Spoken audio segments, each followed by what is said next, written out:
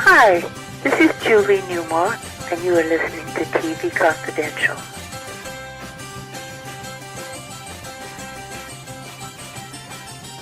Ed Roberts with a reminder that Tony Figueroa and Donna Allen are with us, along with her guest Chuck Harter, as we continue our look at the history of the Monkees and their impact on the worlds of music and television. Chuck wrote Hey Hey, We're the Monkees, the acclaimed documentary that originally aired on the Disney Channel. Chuck, before we went to break, we were talking about the controversy surrounding the first two Monkees albums at the time of their original release. You bring up the sessions musicians, and that kind of circles back to what we said about the whole controversy. They didn't play their instruments originally.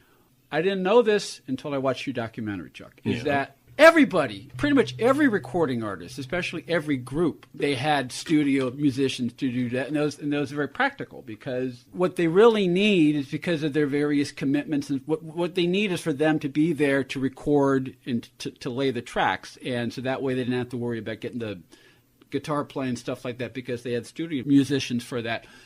For some reason, when it was revealed that the Monkees had studio musicians, it was more of a controversy than it probably would have been today. Yeah, I think so. And Davey made a bad analogy in the documentary. He says the Mamas and Papas didn't play their own instruments, but the Mamas and Papas was one guitar player. Yeah. Mm-hmm. Yeah. The group who he should have said was the Beach Boys, because the Beach Boys could play. They did gigs and played, but Brian Wilson used the Wrecking Crew here, which was Hal Blaine and Glenn Campbell and all those guys, because they could get it quicker, studio time. The guys are coming off the road exhausted. It's better just to have the tracks done. Yeah. And at the beginning, there simply wasn't time for them to do the tracks, even if they had wanted to. Yeah. There's just no time. You're filming and publicity and all this stuff. But just the post-production when you're recording a song, the vocals are a different track than... Right. And each instrument is its own track. Right. And so you're not going to be doing... It's not like you're at a piano bar and there's one microphone that's over you and the instrument and you're recording it. No, it's very well produced. So that's just the nuts and bolts of the industry. And I'm thinking all out here, which is a dangerous thing, so just hang with me on this one. But I think part of the uproar probably speaks to the naivety of the general public. Yes. Because their image is them in the red shirts at their instruments, and they're assuming that they're just doing that. And even sometimes in movies and TV shows, when you show a band recording, you're showing the band and the instruments in the recording booth with mics over their head. Yeah. And so because we didn't have an internet, and we didn't have the access to the information, we didn't have all the extra features that we take for granted when we buy a CD or a DVD or whatnot. That gives us a glimpse of inside the studio. So that's why if the Monkees came to be today, it would be that would be less of an issue than it was in 1967. I also don't think the general public, if you're like Daydream Believer or some of these songs, you associate each member with an instrument. Mike playing guitar, Peter usually playing bass. Or harpsichord.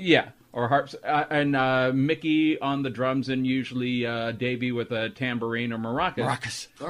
You're listening to these songs, you're hearing violins, you're hearing Daydream Believer. No, they were extra. How many strings are in the background? No, there's like 5 guitar tracks. But you're not making that connection, I think, as a viewer either. There's a lot more instruments playing than what meets the eye. Yeah. There's a Hollywood perception of what a band is like. Yeah, exactly. Yeah. And, it's funny in the day, because I read a lot of the music magazines of that time, the real rock bands in L.A. didn't put down the Monkees because they knew what it was. Mm-hmm. They understood the Buffalo Springfield or the Byrds or Love or that kind of. Frank Zappa even said the Monkees have better produced records than the San Francisco groups, which caught him a ton of flack. Frank Zappa appeared on the show. Yeah. Right. Yeah. But that's the point. The people who really criticized him were the bands that weren't making it.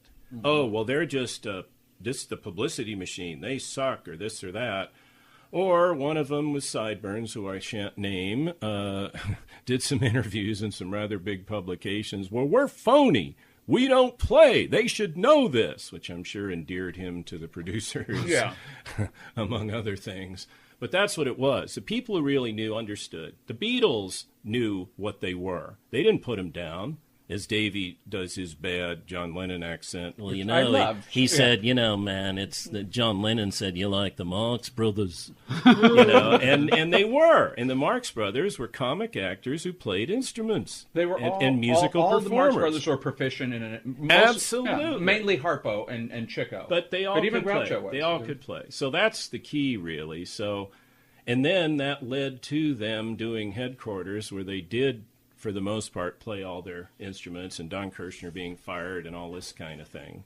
And that was both ultimately a good and a bad thing. Yeah, 'cause it goes back to, the point you made earlier about the lack of central strong management guiding them once they were in over their head. And as it was either Peter or Davey who admitted on the documentary that they were in it. That it's like, be careful what you wish for. Right. Peter said we weren't ready, and in those days you couldn't punch in like you can now. So Davey would have to play 24 times on the tambourine till his hand bled, because you had limited number of tracks, and it was hard work. Plus they're filming, plus they're exhausted, plus they're taking pills to keep going, plus the insanity. So they did that one album and said, no, that's it. Let's just do half and half, which they did for Pisces, Aquarius, and Jones Limited, which I think is their best album, the follow one. So that was the case, really. It was just too much. God, the schedule's insane. I mean, nowadays a pop group puts out one album a year. In those days it was 2 or 3. Yeah. And singles, and tour, and do publicity, and do all this stuff. You got the internet now. You can go blah, blah, blah, blah, and it goes out there, but then you had to go do it. And that's what almost killed them. But they survived, and God bless them.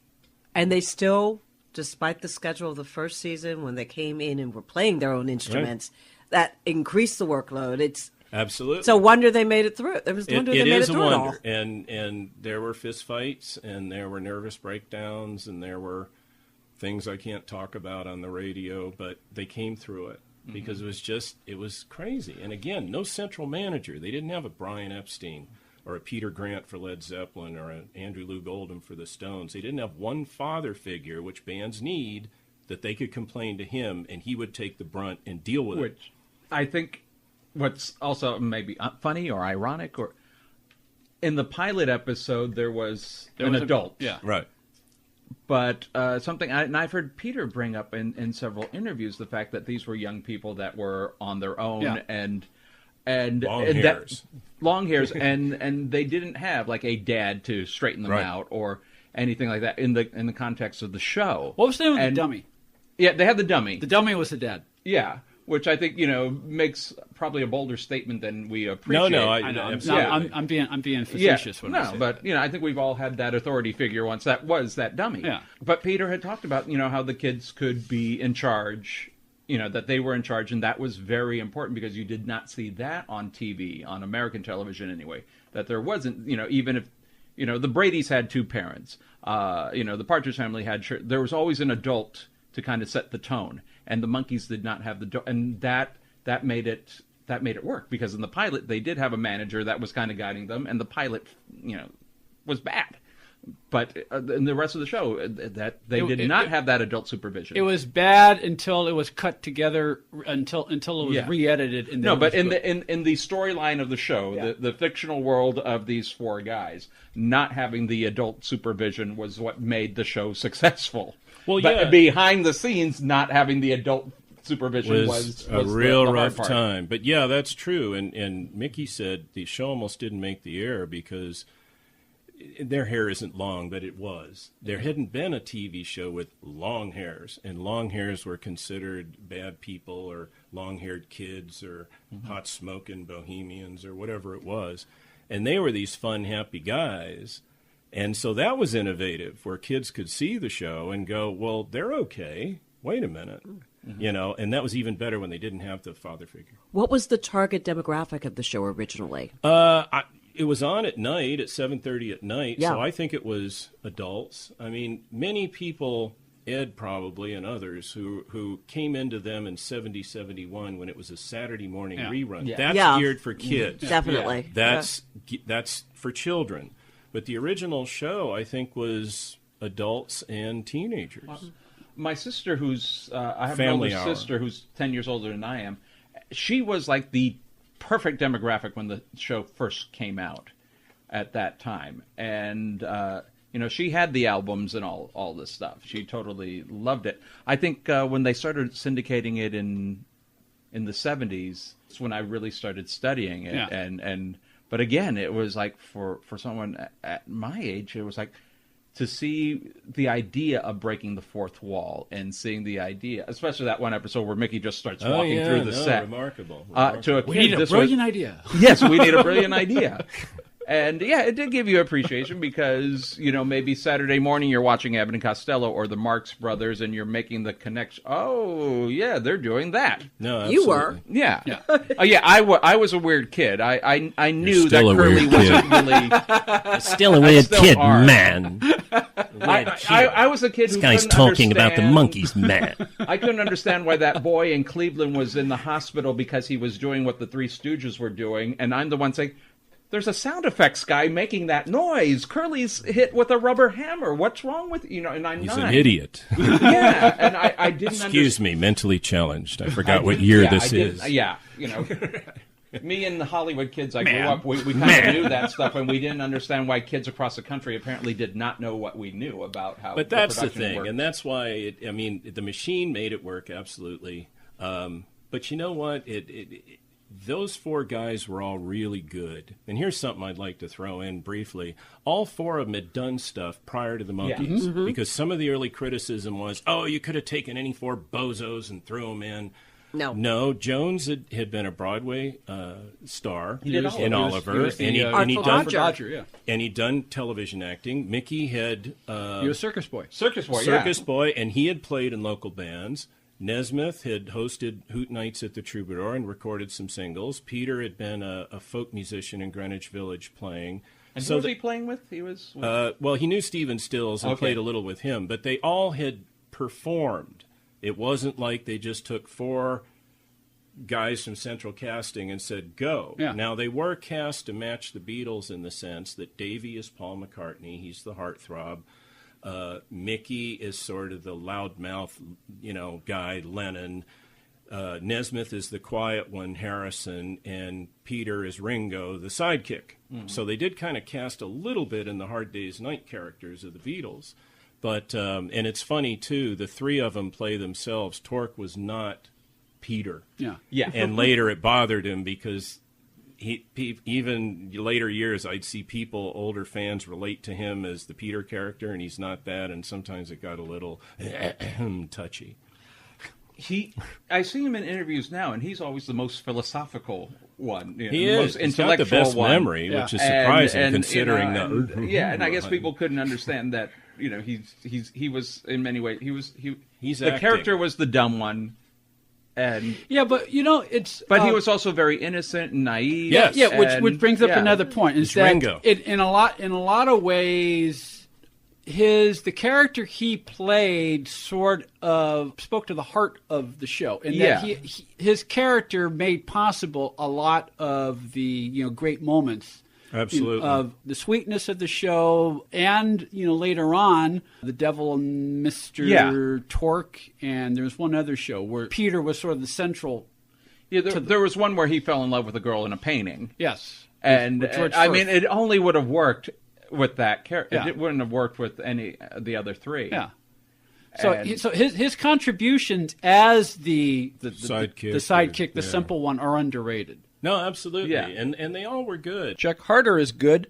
Chuck wrote the acclaimed documentary, Hey, Hey, We're the Monkees, for which he interviewed not only Davy Jones, Mickey Dolenz, Peter Tork, and Mike Nesmith, but just about everyone else who had anything to do with the Monkees phenomenon. We'll continue our conversation with Chuck when we come back for hour number 2 of TV Confidential. Stay with us. Hi, everyone. I hope you're enjoying our podcast. If you're listening to us on our YouTube channel, youtube.com/TV Confidential, be sure to hit the subscribe button. If you haven't been listening to TV Confidential, this is who you're missing. Michelle Nichols, Adrienne Barbeau, Leonard Maltin, Joyce Bulifant, Peter Onorati, Judy Norton, Ken Berry, Rhonda Shear, Michelle Lee, Jacqueline Smith, Lou Antonio, Shirley Jones, And many, many more of your favorite celebrities and people behind the scenes in the world of television. That's TV Confidential. Every week on this station, and every day online at televisionconfidential.com. TV Confidential is available online for listening on demand as a podcast through iTunes, Spreaker, Apple Podcasts, Spotify, Stitcher, and anywhere else where you could download podcasts. You can also listen to recent episodes of TV Confidential on demand for free on the Listen Now page at televisionconfidential.com. This portion of TV Confidential is brought to us by our friends at Front Porch Realty Group, the community of realtors in the Northern Bay Area of California that is committed to finding the solution that is best for their clients. Whether you're a first-time home buyer or looking to sell or lease your property in Northern California, call 415-886-7411 or visit frontporchrealtygroup.com for more information on how they can help you.